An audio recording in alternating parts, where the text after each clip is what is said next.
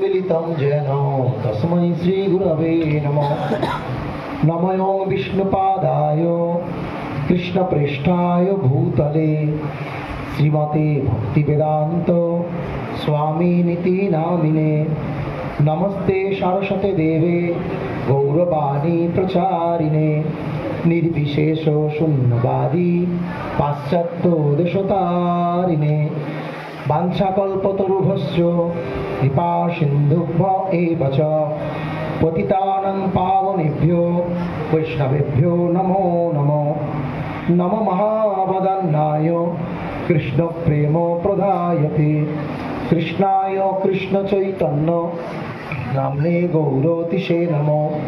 हे कृष्ण करुणा सिन्धु दीनबन्धु जगत्पते गोपेश गोपिकान्त राधाकान्त नमोस्तुते।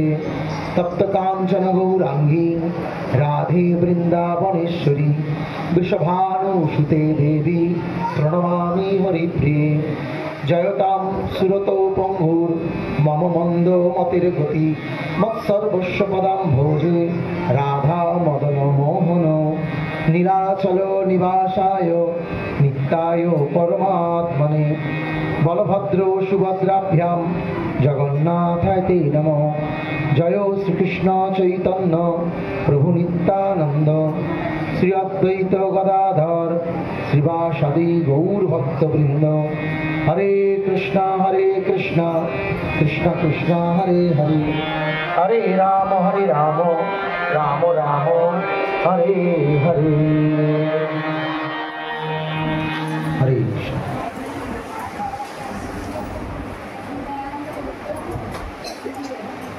सर्वप्रथम आजकेर এই অনুষ্ঠানে আগত সমস্ত ভক্তদেরকে ইসকনের পক্ষ থেকে আন্তরিক অভিনন্দন শুভেচ্ছা এবং বৈষ্ণবীয় প্রণাম নিবেদন করছি। গত বছরে এরকমই একটি দিনে সবাই আপনারা এসেছিলেন। ভক্তি পুরুষোত্তম স্বামী মহারাজের আসার সূচনা ছিল, মনে পড়ছে? ভক্তি পুরুষোত্তম মহারাজের আসার সূচনা ছিল, সেটা ছিল 22শে অক্টোবর। 22 তারিখ ছিল, অক্টোবরের 22 তারিখ, 19 তারিখ আছে।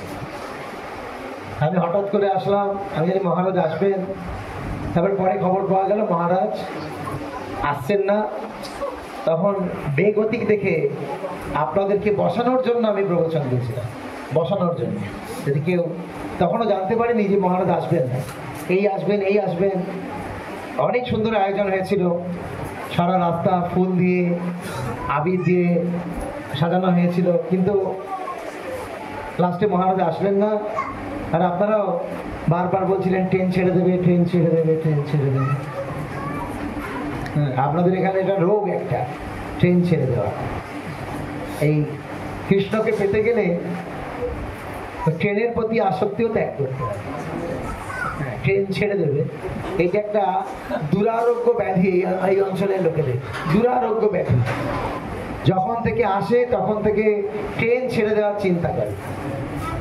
প্রাণ ছেড়ে দেবে কি তাই চিন্তা, ট্রেন ছেড়ে দেবে এই চিন্তা।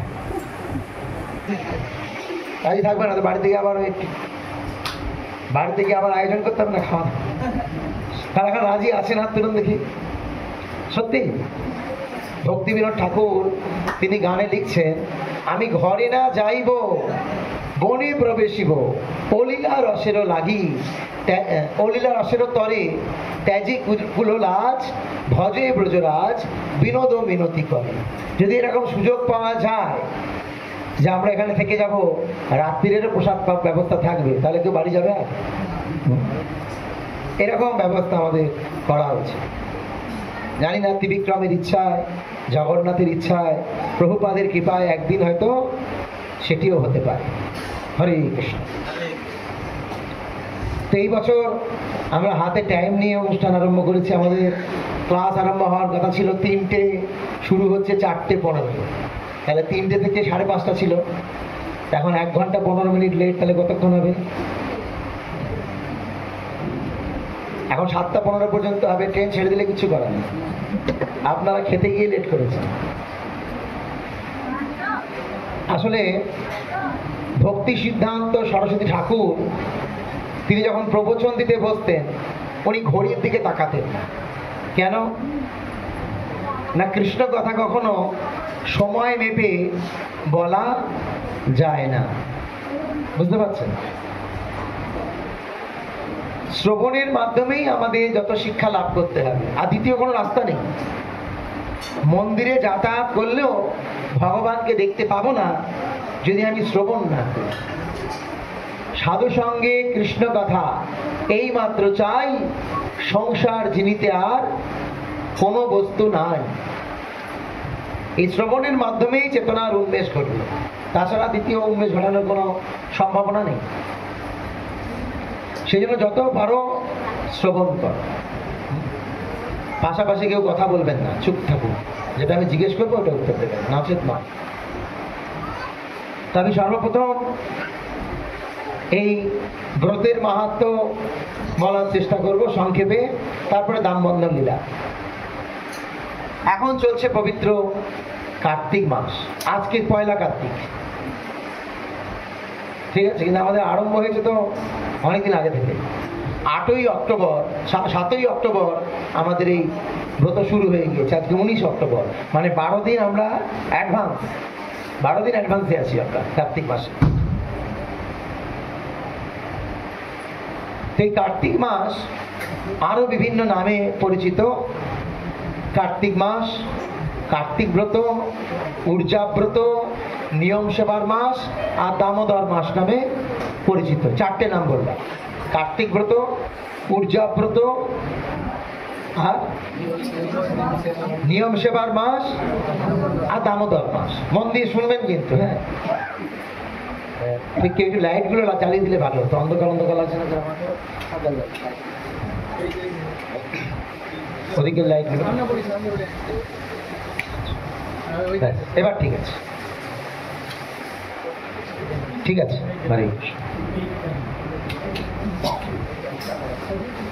তো প্রথম এই মাস কার্তিক মাস, কার্তিক ব্রত নামে পরিচিত।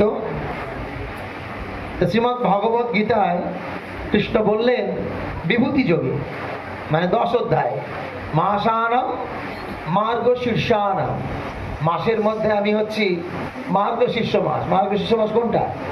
অঘ্রাণ মাস। কৃষ্ণ বলছেন বিভূতি যোগে মাসের মধ্যে আমি অঘ্রাণ। কেন অঘ্রাণ মাস শ্রেষ্ঠ? না, অগ্র মানে আগে, আয়ন মানে মাস, তাহলে অঘ্রাণ মাস মানে প্রথম মাস। আগেকার দিনে, মানে অনেক আগের কথা বলছি, তখন বৈশাখ মাস থেকে মাস শুরু হতো না, শুরু হতো অঘ্রাণ মাস থেকে। তো অঘ্রাণ মাসে যারা কৃষক তারা চাষাবাদ সেরে ধান, সবজি, শস্য সব মাড়াইতে নিয়ে যায়, বাড়িতে বাড়িতে নবান্ন উৎসব হয়, তো সবার মনে আনন্দ। তখনকার দিনে তো আর ফ্যাক্টরি, তারপরে কলকারখানা ছিল না, মানুষ চাষের উপরেই জীবিকা নির্বাহ করত, চাষ, গোরক্ষা এগুলোর উপরই জীবিকা নির্বাহ ছিল। তো এই অঘ্রাণ মাস এই জন্য অত্যন্ত পবিত্র। কিন্তু কার্তিক মাস তাহলে কোথা থেকে চলে আসলো? না, কার্তিক মাস হচ্ছে রাধারানীর প্রকাশ। রাধারানীর অনেক নাম, তার মধ্যে একটি নাম হচ্ছে কীর্তিকা। কীর্তিকা, সে রাধারানীর প্রকাশ হচ্ছে এই কার্তিক মাস। তাই রাধারানীকে কৃষ্ণ যেমন প্রেম দান করেন, কার্তিক ব্রত উদযাপনকারী ব্যক্তিকেও তদ্রূপ প্রেম দান কৃষ্ণ করে থাকেন। এই জন্য কার্তিক ব্রত অত্যন্ত মহিমান্বিত। বছরে 12টা মাসের মধ্যে 3টে মাসকে খুব মহিমান্বিত বলা হয়: বৈশাখ মাস, কার্তিক মাস আর মাঘ মাস। বৈশাখ মাসে জলদানের মাহাত্ম্য, তুলসী উপরে জলধারা, শালগ্রামের উপরে জলধারা, শিবলিঙ্গের উপরে জলধারা। অনেক ধনী ব্যক্তি আছে রাস্তায় বড় বড় কলসি রেখে ছোলা, গুড় আর শীতল জল পান করা, শরবত খাওয়ায়, বড় বড় মঠ, মন্দির, এমনকি পাঞ্জাবিরাও রাস্তায় ওই গুরুদুয়ারা থেকে জল খাওয়ায়। সবাই জানে বৈশাখ মাসের মাহাত্ম্য জল দান। আপনার বাড়িতে সেলসম্যান আসুক, ভিখারি আসুক, কিছু দান দক্ষিণা না দেন, কিছু কেনাকাটি না করেন, এক গ্লাস শীতল জল খাওয়াবেন। এই মাসের মাহাত্ম্য হচ্ছে জল দান। এখন এই জল দান করলে কি হয়? পুণ্য অর্জন হয়। মাঘ মাসের মাহাত্ম্য প্রাতঃ স্নান, ভোরে স্নান করতে হবে। মাঘের ঠান্ডা কেমন হচ্ছে? মাঘের শীতে বাঘে কাঁপে। হ্যাঁ, বাঘের শরীর এত মাংস খায় বলে রক্ত গরম, কিন্তু মাঘ মাসের ঠান্ডা বাঘেরও মানে দাঁতে দাঁত লেগে যায় ঠান্ডায়। কিন্তু সেই মাঘ মাসের তপস্যা হচ্ছে ভোরে স্নান। শুরু কবে থেকে হয় কে বলতে পারবে? পৌষ সংক্রান্তি, মকর সংক্রান্তি, ভোরে স্নান। তারপর আর কবে হয়? বসন্ত পঞ্চমী, সরস্বতী পূজা, ভোরে স্নান। মনে পড়ছে ছোটবেলার কথাগুলো? ভোরে স্নান।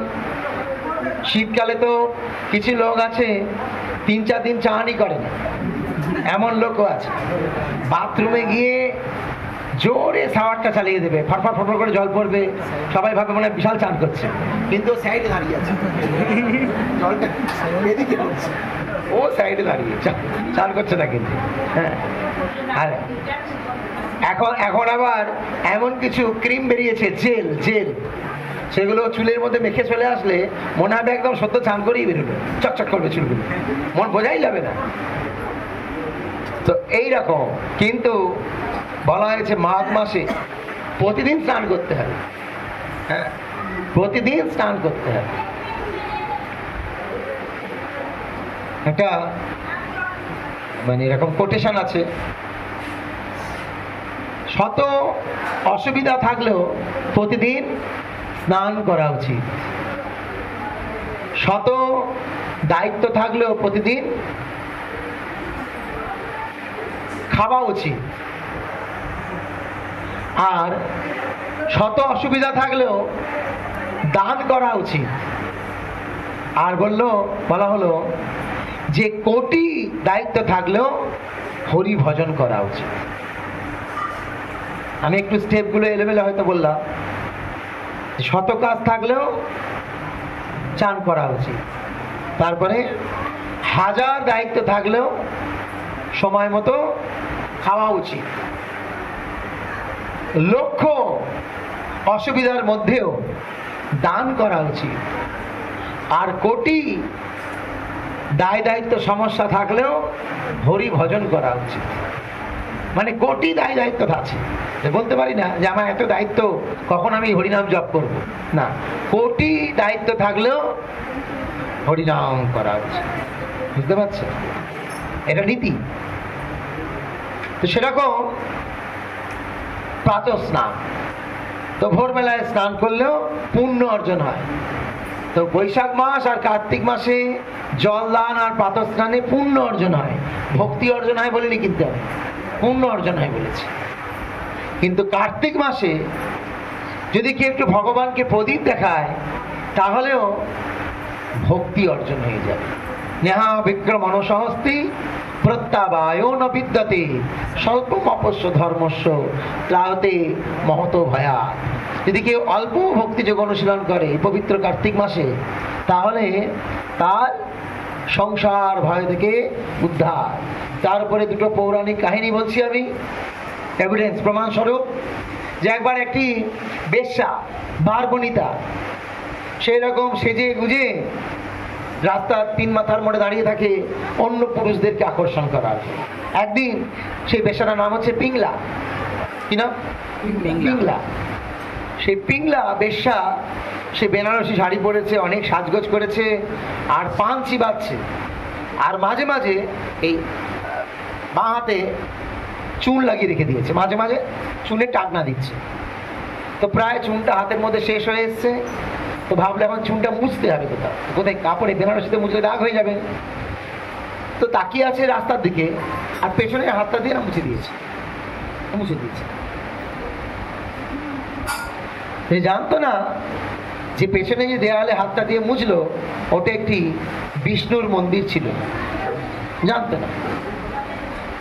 আর যেই মুছে দিয়েছে আর সাথে সাথে তাকে একটা সাপে ছোবল মেরেছে, মারা গেছে। তো সাপে কেটে মৃত্যু আর বজ্রপাতে মৃত্যু, খুব পাপী ব্যক্তি হয়। বজ্রাঘাতে মৃত্যু হলো আর সর্পাঘাতে মৃত্যু হলো, খুব পাপী ব্যক্তি হয়। এখন এই যে সর্পাঘাতে মৃত্যু হয়ে গেল, তত নরকে যেতে হবে।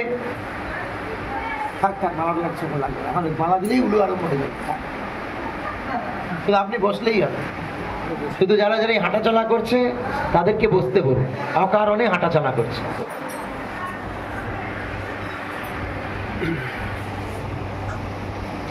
কতখানি গেল, সাপে কেটেছে, তো তার তো নরকগতি হওয়া উচিত, কেন দেহ বিক্রি করেছে আর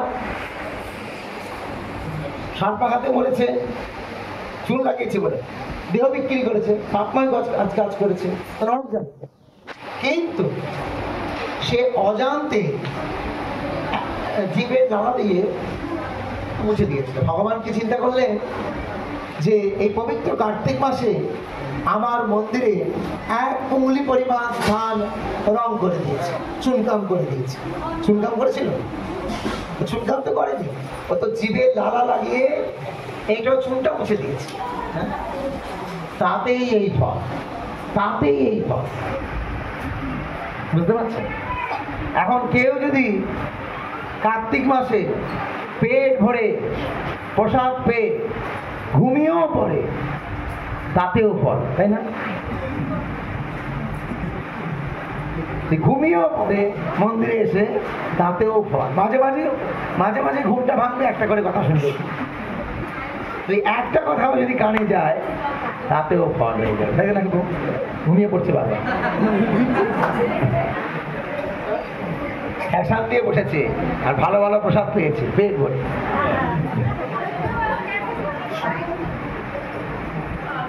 হরে কৃষ্ণ। তো সে উদ্ধার হয়ে গেল।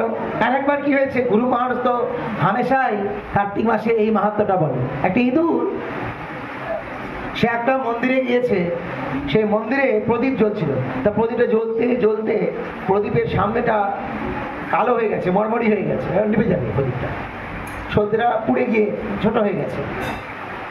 ইঁদুর ঘি খাওয়ার জন্য এসছে, ওই প্রদীপের ঘিটা খাওয়ার জন্য এসছে। আর ইঁদুরের যে গোপ আছে, ওই গোপের ধাক্কায় প্রদীপের প্রদীপটা উস্কে গিয়েছে, বেড়ে গিয়েছে। যেই বেড়ে গিয়েছে, ওই প্রদীপের আলোয় মানে আগুনে ওই ইঁদুরের গায়ে আগুন লেগে গেছে। ইঁদুরের গায়ে লোম আছে, আগুন লেগে গেছে, ইঁদুরটা মরে গেল। ইঁদুরটা মৃত্যুর পরেই বৈকুণ্ঠে চলে গেছে। হরি বল। কেন না, ভগবান দেখলেন যে আমার মন্দিরে এই কার্তিক মাসে নিভে যাওয়া প্রদীপকে প্রজ্বলিত করেছে, ব্যাস। এই হচ্ছে ভগবত কৃপা। তাই যেন তেন প্রকারেও কেউ যদি ভগবানকে এই মাসে একটু দীপ দেখায়। আমরা দুর্গাপুরে রাস্তায় রাস্তায় করছি। গতকাল চণ্ডীদাস মার্কেটে নগর সংকীর্তন করতে করতে এক একটা মোড়ে যাওয়া হয়েছে, মোড় আর সেখানে এরকম ছবি লাগিয়ে আরতি, আবার পরপরের মোড়। আগামী রবিবার আছে দুর্গাপুরের সব থেকে মানে ভিড়ের জায়গা সিটি সেন্টার জংশন মল, সেখানে হবে জংশন মল। আমাদের দুর্গাপুরে একজন মাতাজি আছেন, অনুকম্পিতা মাতাজি। ওই মাতাজি আগামী যে ছট পূজা আসছে, ওই ছট পূজার সময় ভোরবেলা আর সন্ধ্যেবেলা ওই পুকুরের পাড়ে এই দামোদরের ছবি নিয়ে আর প্রদীপ নিয়ে দাঁড়িয়ে থাকে, নিজের পকেটের পয়সা খরচ করে। যত লোক ছট পূজা করতে আসছে সবাইকে, প্রচুর বিহারীরা যায় জলের ধারে ছট পূজা করতে, সবাইকে দিয়ে প্রদীপ দেখায়। শুধু প্রদীপ দেখায় না, প্রসাদ বানিয়ে নিয়ে যায় আর প্রভুপাদের গ্রন্থ প্রচার করে, নানান উপায়। এখন ধরুন, তুমি সোজা হয়ে বসো। এখন ধরুন অনেকে এরকম লোক রয়েছে রাস্তাঘাটে আরতি করলে জুতো পরে হয়তো করছে, জুতো পরে। আমরা কি করবো, জুতো খুলতে বলবো না? বলবো না? হ্যাঁ, না, আমরা তাকে জুতো খুলতেও বলবো না, এটাই বোঝাচ্ছি। যদি তাকে জুতো খুলতে পারে, অনেকে তো বেল্ট দেওয়া জুতো পরে, আবার পায়ে হাত দিয়ে জুতো খুলবে, তারপর হাত ধোয়ার জন্য জল খুঁজবে। এই জল খুঁজতে গেল মানে গেল, আর ফিরবে নাকি? জল খুঁজতে গেছে হাত ধোয়ার জন্য, ওই যে গেল, ও আর ফিরবে না। বড় মনে মনে বলতে যাবে, বাবা একটা প্রদীপ দিতে গেলে এত খাটনি দেবে না। কিন্তু আমাদের কাজ কি, ও জুতো পরে থাক, ও আরতিটা করুন, ভগবানকে দীপ্ত দেখা, বাকিটা কৃষ্ণের দায়িত্ব, বাকিটা কৃষ্ণের দায়িত্ব। এই হচ্ছে ছিল প্রভুপাদের শিক্ষা। তাই জন্য প্রভুপাদ বিদেশে গিয়ে ফলপ্রসূ হয়েছে। আজকে আমরা সকালবেলা কেউ কিছু মনে করবেন না, একদম মনে করবেন না, মানে কথাটা এমন লাগবে শুনতে, মনে হবে যেন আমাকেই বলছে। অনেক সময় আমাদের ভক্তরা এই ছোট ছোট বোতলের মধ্যে গঙ্গা জল ভরে রেখে দেয়, কিছু হয় মাথায় জল ছিটায়, মাথায় জল ছিটাচ্ছি আর খালি এর দোষ ওর দোষ তার দোষ খুঁজছি, তাহলে তো আমার চোখটা তো নষ্ট হচ্ছে। তো জল না দিয়েও কি করে আমি অন্য ভক্তকে কৃষ্ণের যুক্ত করব তার চিন্তা আগে করা হচ্ছে, তা না হলে পুরো ব্যাপারটা নিয়মাগ্রহ হয়ে যাবে। নিয়মাগ্রহ, কার্তিক মাস আসলেই খালি খাওয়ার প্রশ্ন আগে আসে, কি খাবো, কিন্তু একবারও জিজ্ঞেস করে না যে কত মালা জপ করবো।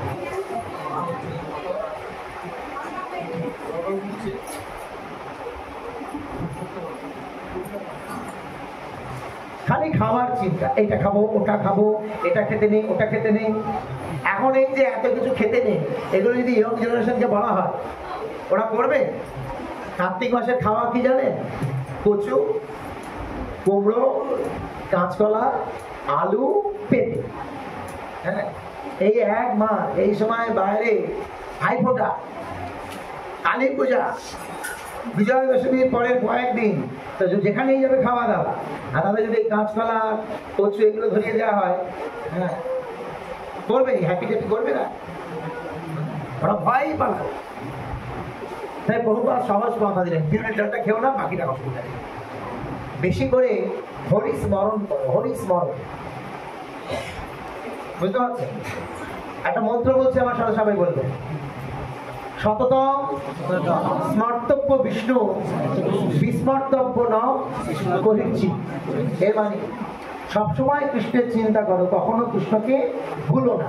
এই ইস্কনে যত নিয়ম নীতি দিয়েছে সব নিয়ম নীতি এই শ্লোকের ভিত্তিতে। এখন কি করলে কৃষ্ণকে ভুলবো আর কি করলে কৃষ্ণকে ভুলবো না সেই চিন্তা করতে হবে। এটা আমাকে লোককে শেখাতে হবে। জুতো খুললেই কৃষ্ণ পাওয়া যাবে এমন নয় তো।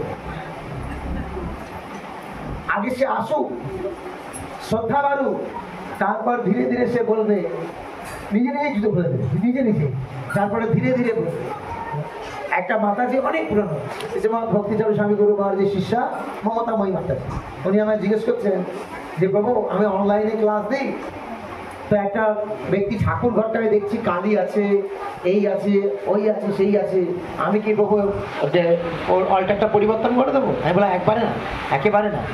আপনি ক্লাস দিয়ে যান দিয়ে যান দিয়ে যান, এমন ক্লাস দিন, একদিন ওই মাতাজি আপনাকে ফোন করবে যে মাতাজি আমার অল্টারটা ঠিক আছে নাকি দেখুন তো, তখন আপনি বলবেন যেটা ঠিক নেই এটা ঠিক আছে।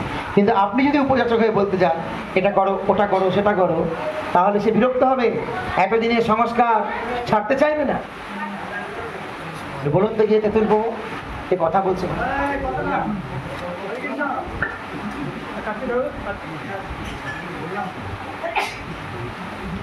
তো এইটা হচ্ছে বিচার। সততম স্মর্তব্য বিষ্ণু বিস্মর্তব্য ন কহিছি। মায়াপুরে দেখবেন যে অক্ষয় তৃতীয়ার সময় চন্দন পিড়া চন্দন পাটা ওপেন নামানো আছে। যদি শুধু কেবলমাত্র ভক্তদের জন্যই হতো লেখা থাকতো দীক্ষিত ভক্ত ছাড়া চন্দন ঘষবেন না, লেখা আছে ওখানে। যে যাচ্ছে যে যাচ্ছে সেই চন্দন ঘষছে, সেই চন্দন। আমি মায়াপুরেরটা বলি, দুর্গাপুরেরটা তো সহজেও হতে পারে, আমি মায়াপুরটাকে দিয়ে ফলো করাচ্ছি। তো ঘষছে সেই চন্দন, যখন মাধবকে পরের দিন, ধরুন কি অক্ষয় তৃতীয়ার আগের দিন এসেছিল, চন্দন ঘষেছে, আর পরের দিনকে মাধবকের গায়ে যখন সেই চন্দন দেখলো, তখন তার ভেতরটা কি হবে? কালকে আমি চন্দন মেরেছিলাম সেইটা ভগবানের গায়ে, আমি ভক্ত হয়ে যাব, ধন্য আমি। হবে না, হবে না। কিন্তু বাদ দিয়ে দিই, না ছোবেন না, না এই করবেন না, ওই করবেন না, তাহলে আর কেউ ভক্তি জীবনে আসবে? প্রভুপাদ কিভাবে বিদেশে গিয়ে ভক্ত বানিয়েছে, কিভাবে? এত যদি প্রভুপাদ বাদ বিচার করতে যেত তাহলে বিদেশিগুলো আর এগিয়ে আসতো না। আসার পর প্রভুপাদ বুঝিয়েছে এটা করা যাবে না, ওটা করা উচিত না, সেটা করা উচিত না। প্রথমেই নয়, প্রথমেই কারণ ঘাড়ে এত নিয়ম কানুন চাপিয়ে দিলে করতে পারবে না। আজকে ইসকনের তত্ত্বাবধানে এসে কত লোক একাদশী করছে, আর গৌড়ীয় মঠে কত লোক একাদশী করছে। কেন? কেন না, গৌড়ীয় মঠে হলুদ খাবে না, টমেটো খাবে না, অনেক নিয়ম আছে। সব কাঁচকলা, পেঁপে, সবজি সাদা। তো ছেলেরা মেয়েরা দেখে, অল্প বয়সের ছেলে মেয়েরা দেখেই তো ভয় পেয়ে যাবে, কি করে খাবো রে বাবা এটা। ইসকন কি করলো? ইসকন কি করলো? ইসকন এখন বানিয়েছে সাবুর পরোটা, সাবু লুচি, তারপরে কটু আটার ছিলকা, ছিলকা মানে বলছেন ধসার মতো, কটু আটার ছিলকা। এখন দিব্যি লোকে একাদশী করছে। মূল একাদশী করাতে হবে। হ্যাঁ, এখন যদি প্রথমেই নির্জলা বলে দেওয়া হয় তাহলে মুশকিল। তো নিয়ম সেবা, হ্যাঁ, কার্তিক মাসে যেটা বলছিলাম, যেটা হচ্ছে ভক্তিবর্ধক। আমি যতটা পারবো তাতেই ভক্তি বাড়বে, ভক্তি। তা আমাদের কাজ হচ্ছে যে কার্তিক মাসে সাধারণ যারা ভক্তি জীবনেও নেই তাদের কি করে কৃষ্ণের সাথে যুক্ত করা যায় তার পরিকল্পনা করা, তার পরিকল্পনা। গতকাল আমি একটা স্টুডিওতে কনভারসেশনে গেলাম, ইন্টারভিউ ছিল সেখানে 45 মিনিটে। তারা জিজ্ঞেস করছে যে এরকম ইসকন যে পাড়ায় পাড়ায় রাস্তায় রাস্তায় দীপদান করছে, এটার মানে কি? 45 মিনিটের আলোচনায় তারা অবাক হয়ে গেল যে ইসকন কি করছে। ইসকন কি করছে? যারা ধর্ম থেকে দূরে চলে যাচ্ছে তাদেরকে একটা প্রদীপ প্রজ্বলনের মাধ্যমে ধর্মের চরণে নিয়ে আসছে। এটা করছে ইসকন। এখন ব্যাকডেটেড হয়ে গেছে না, এগুলো সব ব্যাকডেটেড হয়ে গেছে, কিন্তু ইসকন কি করছে? যে সেই ব্যাকডেটেড জিনিসগুলোর দ্বারা কৃষ্ণ ভক্তি কিভাবে সম্ভব সেটাকে বুঝিয়ে দিচ্ছে। বহু মানুষ, বহু, শুধু ভারতে নয়, বাংলায় নয়, বিদেশেও লক্ষ লক্ষ কোটি কোটি মানুষের ঢল নেমে যাচ্ছে এই দ্বীপ দেখানোর জন্য। শ্রীল প্রভুপাদ কি। আর এই দ্বীপ দেখানোর পদ্ধতি চালু করেছেন ওম বিষ্ণুপাদ শ্রী শ্রীমৎ জয়পতাকা স্বামী গুরু মহারাজ। তিনি দুবাইতে এই পরিকল্পনা আরম্ভ করেছিলেন। গুরু মহারাজ দুবাইয়ের নাম দিয়েছেন দামোদর দেশ। গুরু মহারাজ বিদেশে বিভিন্ন মুসলিম কান্ট্রির নামগুলো চেঞ্জ করে দিয়েছেন। দুবাইয়ের নাম দামোদর দেশ, শারজার নাম শ্যামা দেশ, আবুধাবির নাম অবতারী দেশ, অ্যালাইনের নাম অনন্ত কথা দেশ, অনন্ত কথা দেশ, বাহরিনের নাম বলরাম দেশ, কাতারের নাম কৃষ্ণ কথা দেশ, তারপরে রাশিয়ার নাম রাধা দেশ, কমিউনিস্ট। এই দামোদর দেশে গুরু মহারাজ বিপুল ভাবে এই দামোদর আরতির প্রভাব প্রচার করলেন। ঘরে ঘরে হচ্ছে, এখন ঘরে ঘরে। এখন ইসকনের জন্য এই কার্তিক মাস হচ্ছে উৎসব মুখরিত মাস। সারা বছর মানে সারা মাস উৎসব, সারা মাস। আর উৎসব মানে ভালোই হয়, তাই না? এরপরে আমি আসছি ঊর্জাব্রত মানে কি। ঊর্জা, ঊর্জা মানে কি? ঊর্জা মানে কি? ঊর্জা মানে তাপ, তাপ, তাপ। যখন এই প্রদীপটা আরতি করার পর আমাদের সামনে নিয়ে আসা হয় তা বলা হয় এর ঊর্জাটা গ্রহণ করো, ঊর্জাটা। হ্যাঁ, ঊর্জা, ঊর্জা মানে তার তাপটা গ্রহণ করতে বলা হয়। তো এই কার্তিক মাস হচ্ছে ঊর্জাব্রত মানে ভক্তির উপযোগী মাস। অল্প ভক্তি করলেও কাজ, যে যেভাবে করবে। যারা হয়তো আজকে এই প্রসাদ পেতে এসেছে এখানে, ভক্তি টক্তি করে না, চলে এসেছে প্রসাদ পেতে, কিন্তু সে তো এসে ভগবানের প্রসাদ পেল। দুপুরে তো আর ননভেজ কিছু খায়নি, প্রসাদ পেয়েছে। সকাল থেকে চলে এসছে মুড়ি ঘুগনি, দুপুরে প্রসাদ, রাত্রিবেলা বাড়িতে গিয়ে নিশ্চয়ই নিরামিষই খাবে। আর ত্রিবিক্রমকে দর্শন করলো, জগন্নাথকে দর্শন করলো, হরিকথা শ্রবণ করলো। একদিন করেছে, ব্যাস লাভ। যেটা করবে সেটাই লাভ, ঊর্জাব্রত। তাই বেশি বেশি করে এই মাসে সাধু সেবা, তীর্থযাত্রা, গঙ্গা স্নান, হরিকথা শ্রবণ যা করবে সহস্র গুণ বেশি বেশি ফল পাবে। এই জন্য ঊর্জাব্রত বলা হয়। তারপরে হলো নিয়ম সেবার মাস। বছরে 12টা মাস আমরা সারা বছরই যথেচ্ছাচারী জীবনযাপন করি। পশু পাখি কীট পতঙ্গ উদ্ভিদ সবাই প্রকৃতির নিয়মে চলে। যেগুলো দিনের বেলার পশু পাখি সেগুলো রাতে বেরোয় না, আর রাতের বেলার পশু পাখি কখনো দিনে বেরোয় না। শিয়াল কখনো দিনে দেখা যায় না, আর কাক কখনো রাতে দেখা যায় না। দেখা যায় যখন যেমন তখন। যেগুলো সাদা ফুল সেগুলো রাতে ফোটে না দিনে ফোটে? সাদা ফুল রাতে ফোটে, আর রঙিন ফুল দিনে ফোটে। কখনো দেখা যায় না যে সাদা ফুল দিনে ফুটছে আর রঙিন ফুল রাতে ফুটছে। কখনো দেখা যায় না যে মাঘ মাসে লিচু হয়েছে আর বৈশাখ মাসে কমলা লেবু। কুল হয়েছে, কুল বৈশাখ মাসে কুল হয়েছে আর মাঘ মাসে লিচু হয়েছে, দেখা যায় না, টাইমে হবে। কিন্তু মানুষের সবকিছুই প্রকৃতির উল্টো। প্রকৃতিকে উল্লঙ্ঘন করার প্রবণতা কেবল মানুষের আছে। মানুষের অহংকার, আমি 84 লক্ষ জনির মধ্যে শ্রেষ্ঠ জনি, তাই আমি এই নিয়মকে উল্লঙ্ঘন করতে পারি। যে নিয়মকে উল্লঙ্ঘন করে আইন তো তার জন্য তৈরি হয়, তাই না? ধরুন এই মন্দিরে, রামাটা মন্দিরে অনেক নিয়ম এলোমেলো আছে, অনেক। যখন নিয়ম এলোমেলো হবে তখনই নিয়ম তৈরি হবে, আর নিয়ম তৈরি হলেই কষ্ট লাগবে। কারা চান যে নিয়ম তৈরি হোক? চাইছেন? নিয়ম তৈরি হওয়া কিন্তু খুব কঠিন। আমি প্রভুকে বলছিলাম, আমাদের প্রভু বসে আছে হারমোনিয়াম নিয়ে, যে একজন ব্যক্তি, দুই ব্যক্তি গেছে হারমোনিয়াম শিখতে মাস্টারের কাছে। তো দুই ব্যক্তিকে মাস্টারকে বলেছে, মাস্টার মশাই আমরা হারমোনিয়াম শিখবো। দুজনকেই মাস্টার জিজ্ঞেস করেছে, তুই কি হারমোনিয়াম জানিস?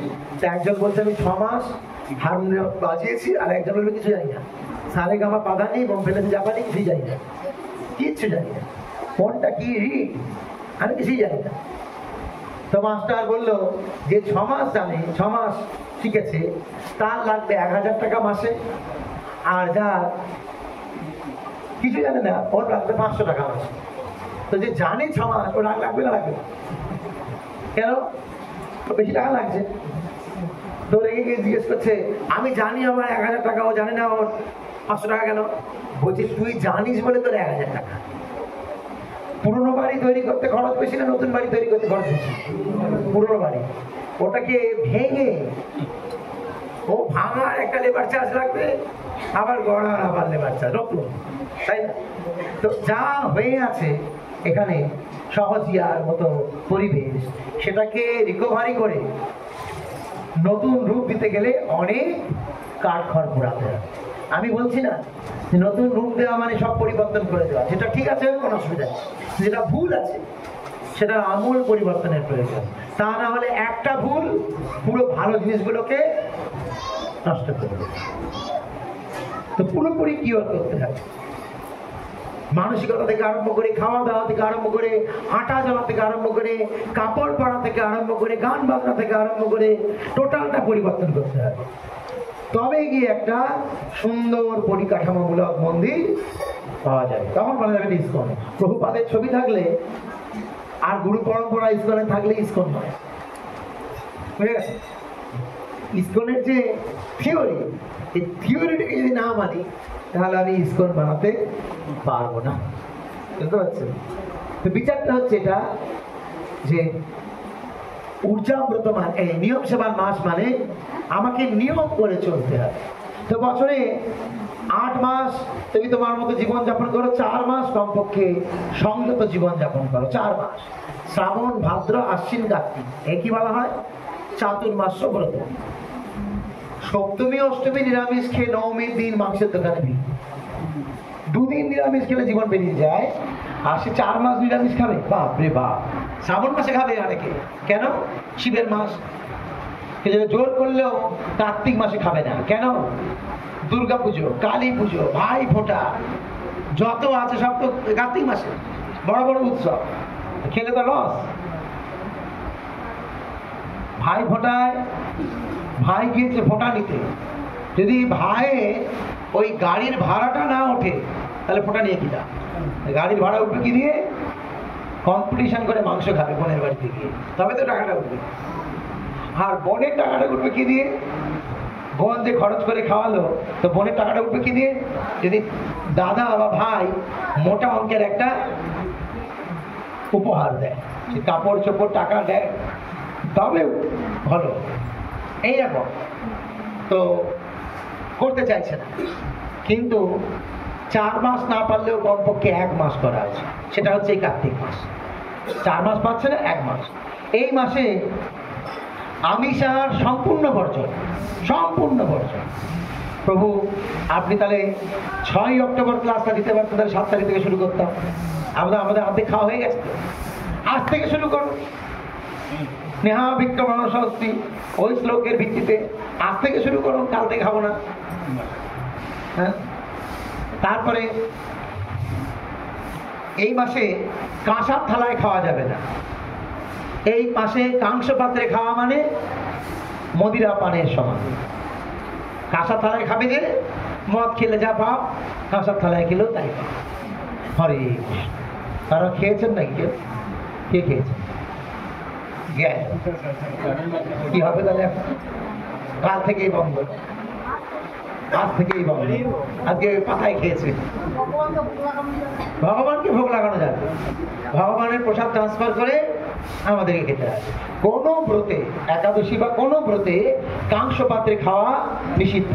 কাংস পাত্রে বলেছিলাম না, প্রবচনেই সব বলা হয়ে যায়। যা শুনবেন প্রবচনে, তাই পালন হবে জীবনে। আর দ্বিতীয়, এক একজন করে বলা সম্ভব নয়, সেই প্রবচন শুনতে হবে, সব বলে দেওয়া হবে। তো কোনো ব্রতে কাংস পাত্রে খাওয়া উচিত নয়। তারপরে কার্তিক মাসে অনেক কিছু বাদ আছে, পটল, শিম, বেগুন, লাউ, অনেক কিছু। তো প্রভুপাদ বললেন যে এত কিছু না পারলে 4 মাসে 4টে জিনিস বাদ দাও।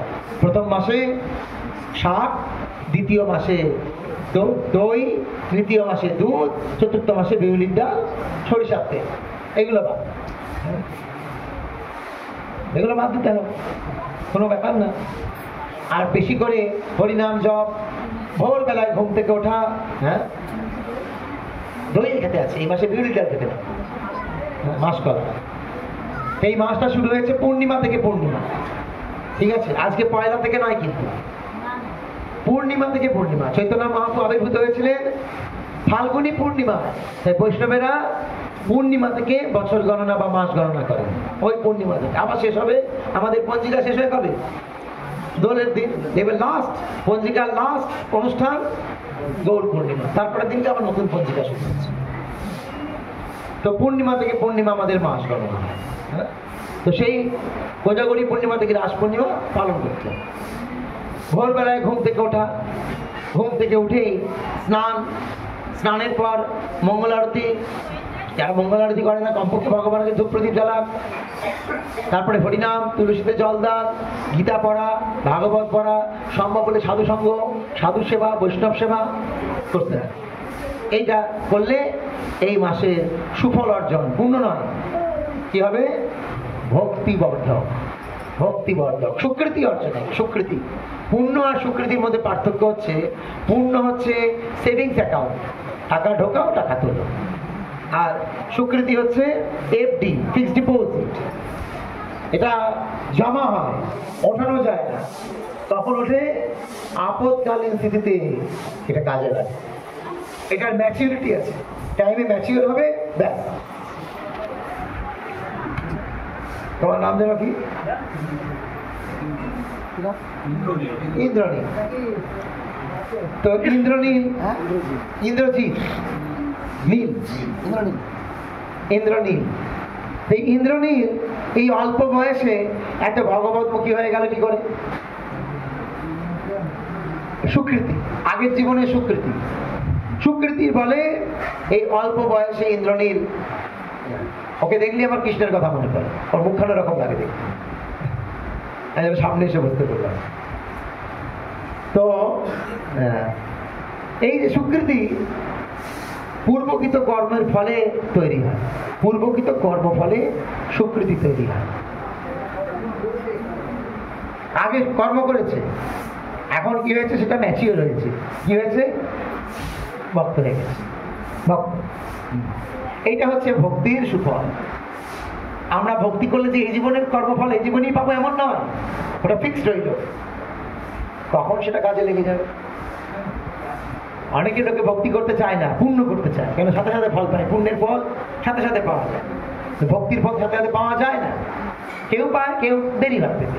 কিভাবে ভক্তি করে কেউ কি হলো, ভক্তি করে টাকা পয়সা হবে, ভক্তি করে বড়লোক হবো? ভক্তি তো বড়লোক হওয়ার জন্য করছি না, ভক্তি করছি এই সংসার বন্ধন থেকে মুক্ত হওয়ার জন্য। এইটা হচ্ছে নিয়ম সেবার মাস। এবার হচ্ছে দামোদর মাস। এই পবিত্র কার্তিক মাসে ভগবান নানাবিধ লীলা করেছেন। তিনি কালীয়নাথকে দমন করেছিলেন এই মাসে, তিনি রাস উৎসব করেছিলেন এই মাসে, গোবর্ধন পর্বতকে ধারণ করেছিলেন এই মাসে, আর মা যশোদার হাতে বাঁধা পড়েছিলেন এই মাসে। সেই নিয়ে এই দামোদর মাস। দাম মানে দড়ি, উদর মানে পেট। মা যশোদা কৃষ্ণকে দড়ি দিয়ে বেঁধেছিলেন পেটে, তাই নাম হয়ে গেল এই মাসের নাম দামোদর। আমরা যে দ্বাদশ সঙ্গে তিলক করি, দামোদরের নাম আছে না, পট্টাং দামোদরম মাসে। তো এই ভগবান দামোদরের নাম অনুযায়ী এই পবিত্র মাসের নাম দামোদর মাস। তো এই মাসের যে অধিষ্ঠাতা দামোদর, তার রূপটা কেমন? মা যশোদাকে দড়ি দিয়ে বেঁধে রেখেছে, আর আমরা এক মাস ধরে দড়ি দিয়ে বাঁধা ভগবানের পূজা করছি। সারা বছর এই ছবিটা আলেখ্যটা তোলা থাকে। এই মাস করলেই আমাদের ঠাকুর ঘরে ছবিটা নিয়ে চলে আসি আমরা, আর কি করি? কৃষ্ণকে বেঁধে পূজা করি। হ্যাঁ, বেঁধে পূজা। তো অনেক সময় আমরা লোকের বাড়িতে যাই, অনুষ্ঠানে যাই, তো প্রভু আপনাকে প্রণাম করবো, প্রণাম করে হাতটা ধরবেন। আরে হাতটা ছাড়ুন না, প্রণাম করবেন। প্রণাম করে হাত ধরে টানছে কেন? আপনি পালিয়ে যাবেন। টেনে ধরে প্রণাম করবে। সেরকম কৃষ্ণ এত চঞ্চল, কোথায় পালিয়ে যাবে তার ঠিক নেই। তাই মা যশোদা কৃপা করে ধরে বেঁধে আমাদেরকে দিয়ে দিয়েছে, নাও নাও তোমরা পূজা করো। অর্থাৎ এই মাসে যিনি দামোদর ব্রত পালন করবেন, ভগবানকে দীপদান করবেন, অখিল ব্রহ্মাণ্ড নায়ক, যার এক নাম অজিত, যাকে জয় করা সম্ভব নয়, তিনিও ভক্তির ডোরে পরাজিত হয়ে যাবে ভক্তের কাছে। এই জন্য 12 মাসের মধ্যে কার্তিক মাসের কোনো তুলনা হয় না। হ্যাঁ, যেমন নদী সমূহের মধ্যে গঙ্গা, দেবতাদের মধ্যে অচ্যুত, বৈষ্ণবদের মধ্যে শিব, শাস্ত্রের মধ্যে ভাগবত, তদ্রূপ মাসের মধ্যে কার্তিক সম মাস নেই। এত মহান এই মাস। তো এই দামোদর উপরে সত্যব্রত মুনি, তিনি এই দামোদর অষ্টকম রচনা করেছেন। সত্যব্রত মুনি, তো যখন সত্যব্রত মুনি দামোদর অষ্টকম লিখলেন, তখন কি তিনি দামোদরের লীলাটা দেখতে পাচ্ছিলেন? হ্যাঁ না? উনি বলছেন না, দেখতে পাচ্ছিলেন, কিন্তু সেই সময় দামোদর লীলাটা হয়নি, অনেক আগে হয়েছে। কিন্তু সত্যব্রত মুনির হৃদয় এই দামোদর লীলা স্ফূর্তি পেয়েছে। দিব্য জ্ঞান হৃদয়ে প্রকাশিত। শুদ্ধ ভক্ত যখন কোনো কিছু বিশেষ কাজ করতে চায়, তখন ভগবান তার কাছে নিজেকে প্রকাশ করে। যখন 96 বছর বয়স কার, কৃষ্ণদাস কবিরাজ গোস্বামী, হাত কাঁপছে, লিখতে পারছে না, তখন ভক্তরা বললেন কবিরাজ গোস্বামীকে যে আপনি মহাপ্রভু লীলা রচনা করুন। মহাপ্রভু লীলা রচনা করবে কি করে? হাত কাঁপছে, বুড়ো হয়ে গিয়েছে। তো তিনি মদনমোহন মন্দিরে গেলেন, বৃন্দাবনে যে মদনমোহন রয়েছে, আর মদনমোহনের পূজারী মদনমোহনের গলা থেকে মালা খুলে নিয়ে এসে পরিয়ে দিলেন কবিরাজ গোস্বামীকে। তো কবিরাজ গোস্বামী বুঝতে পারলেন যে মদনমোহন আমাকে শক্তি প্রদান করলেন। তারপরে লিখলেন, 96 বছরের বৃদ্ধ, হাত কাঁপছে, তিনি এক অমূল্য গ্রন্থ আমাদেরকে দিয়ে গেলেন, চৈতন্য চরিতামৃত। কিভাবে দিলেন না, মহাপ্রভু হৃদয়ে প্রকাশ করেছেন। প্রকাশ। শ্রী চৈতন্য মহাপ্রভু একবার রথযাত্রার সময় এক সুন্দর পদ রচনা করলেন, যে পদটার মানে হচ্ছে এরকম, যে যৌবনকালে যে আমার কৌমারিত্ব হরণ করেছিল, সেই নায়ক আমার সামনে দাঁড়িয়ে আছে। কোথায়? কুরুক্ষেত্রে। কিন্তু সেই আনন্দ আমি পাচ্ছি না। তাই হে না, তুমি আমায় নিয়ে ব্রজে চলো, ব্রজে গিয়ে তোমার চরণের উদয় করা। এটা জগন্নাথকে দেখে মহাপ্রভু বলছেন, এটা কেউ জানে না, কেউ না।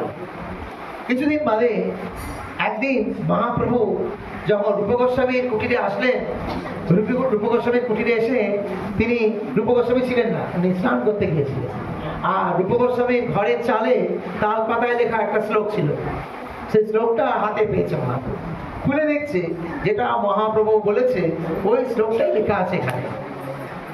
তো মহাপ্রভু শরৎ দামোদরকে জিজ্ঞেস করলেন যে রূপ এটা জানলো কি করে? তখন মহাপ্রভুকে শরৎ দামোদর বললেন, তুমি না জানালে সে কেমন জানে, তুমি জানিয়েছো তাই।